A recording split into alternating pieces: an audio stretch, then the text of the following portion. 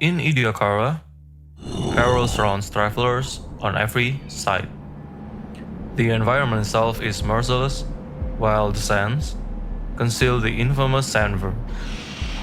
Not only that, overhead soars a colossal predator that has earned the nickname Zill al-Mawt, the shadow of death, because to be caught beneath its shadow is an omen of certain death. Today's entry of the Codex of Curiosities on Xoarafah and the alkaline lake Koinotope.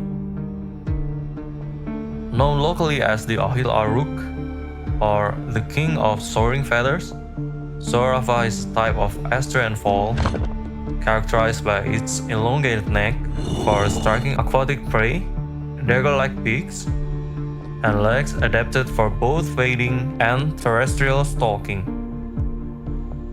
Their hunting strategies are amazingly diverse, scavenging carrion when opportunity presents itself, skim feeding across water surfaces, and actively stalking prey in both water and land. In the field, I have come to recognize three distinct kinds of Xoarafah, most easily distinguished by the shape of their claws and their choice of diet. Xoarafah anax appears closest to its Arconian ancestor, its front limbs still bearing 3 functional digits. Xoarafah regina, by contrast, represents the derived extreme, a single elongated claw extending from the second digit, a modern adaptation transmuted entirely for piercing.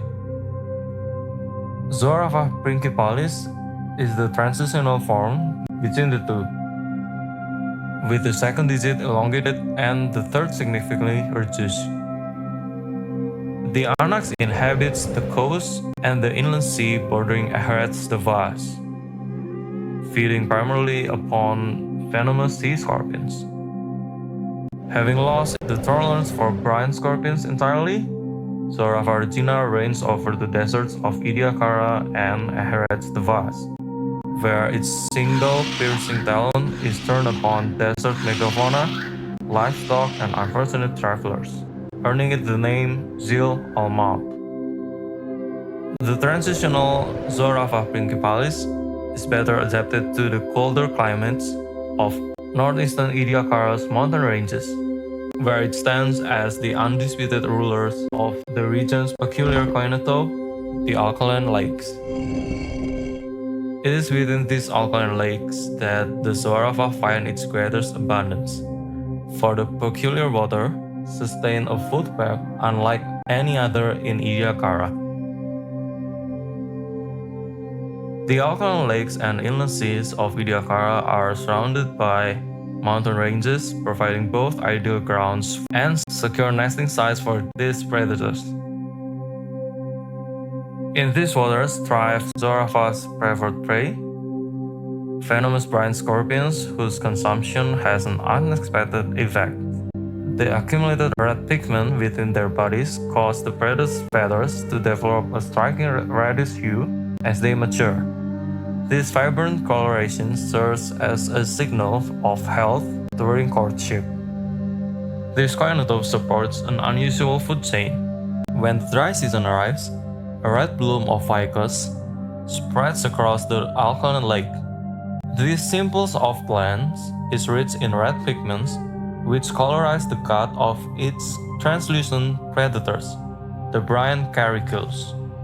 The caricus sustain both the filter-feeding Pterotrixodon and brine scorpions, which in turn are consumed by the titanic Ar-Rukh. The Xoarafah raises only a small number of young, but guards them with great care. They nest on cliffs and in caves high in the mountains, protecting their vulnerable eggs and juveniles from night raiders and terrestrial predators. This need for safety ties the creature to the highlands bordering its hunting grounds. Not all view this creature as terrifying beasts. To the Deshreteans, the Xoarafah is viewed as a holy being. Its protective nature inspired their image of Nekhbet, the motherly guardian goddess.